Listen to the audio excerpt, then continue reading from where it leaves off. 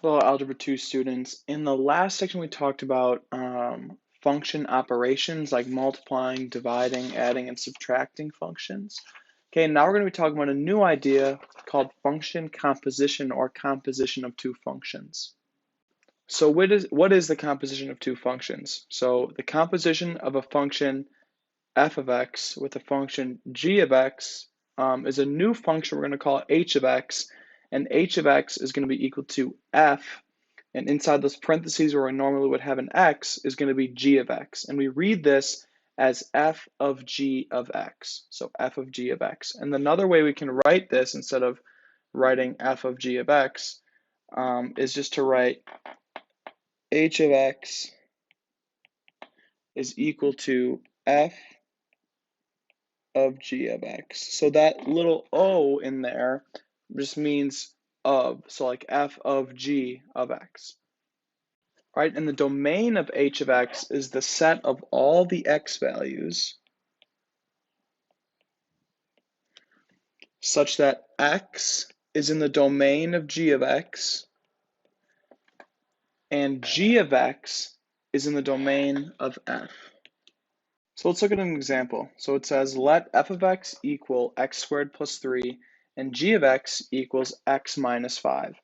Find each of the following and state the domain. So let's start with the domain of each original function. So the domain of f of x, okay, if f of x equals x squared plus 3, the domain is all real numbers, okay? And the domain of g of x is also going to be all real numbers. So in the first example, we're going to find f of g of x, okay, and then we're going to find its domain. So f of x is equal to x squared plus 3, and g of x is equal to x minus 5. So we're going to plug g into f.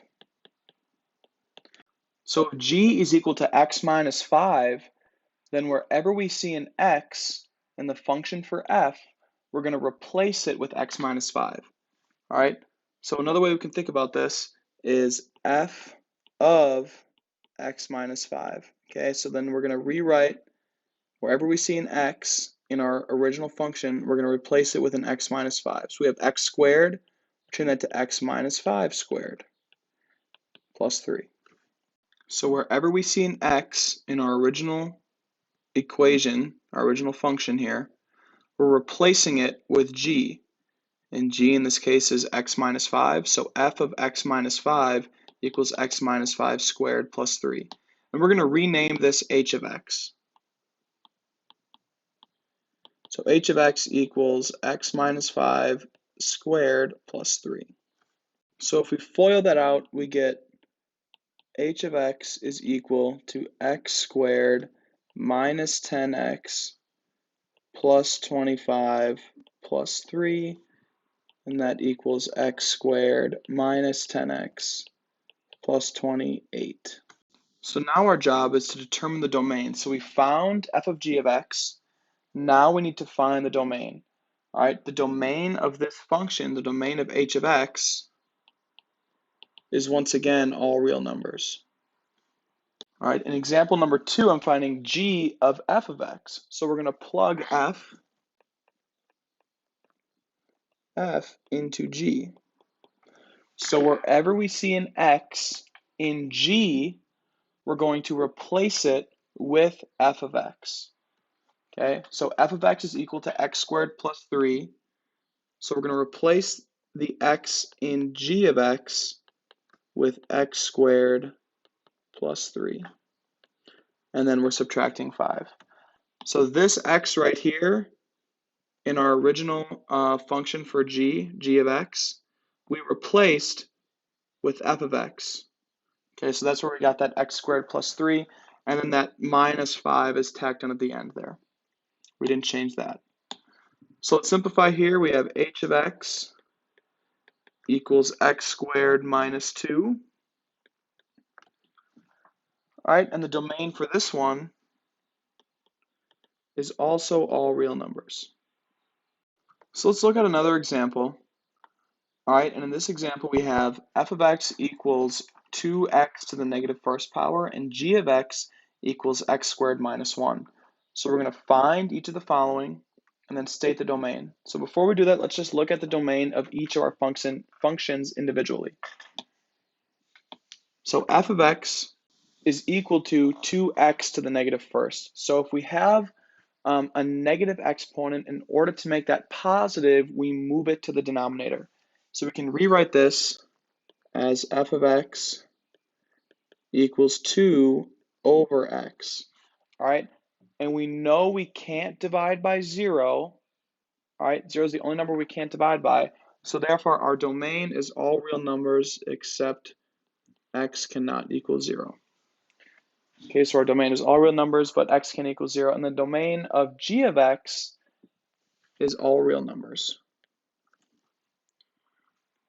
So let's look at number 1. It's f of g of x. Okay, so we're plugging plug g into f. So wherever we see an x in g, or excuse me, wherever we see an x in f, we're replacing it with g.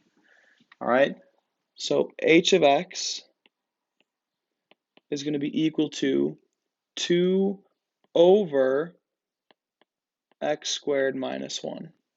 So I took my f of x right here, and wherever I saw an x, I replaced it with g of x, which is x squared minus 1.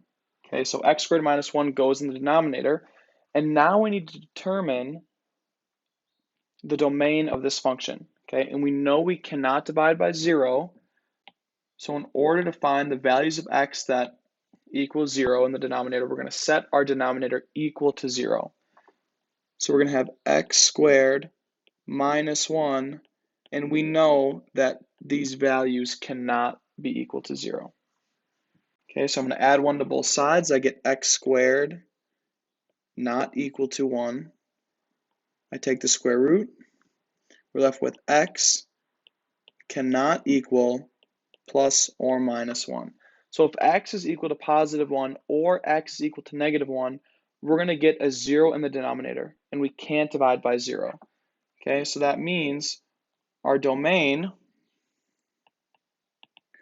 all reals except 1 or negative 1. So let's look at example number 2. We have g of f of x. So we're going to plug f into g.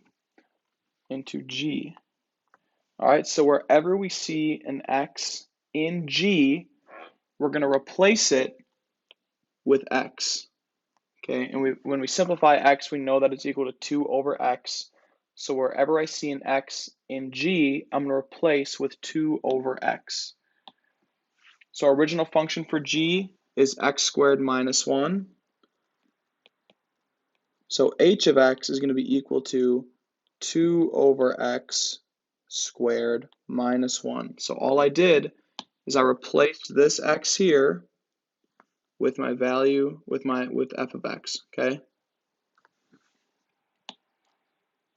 Okay, so if we're taking the power of a quotient, we find the power of the numerator and the power of the denominator. So 2 squared is 4, and then we have x squared, and we're subtracting 1. All right, and once again, we cannot divide by 0. All right, so we're going to set the denominator of our fraction not equal to 0 and solve. So we take the square root of both sides. We have x cannot equal 0. Okay, technically it's plus or minus 0, but because it's just 0, that doesn't matter. So we just x cannot equal 0. So then our domain is all real numbers except 0.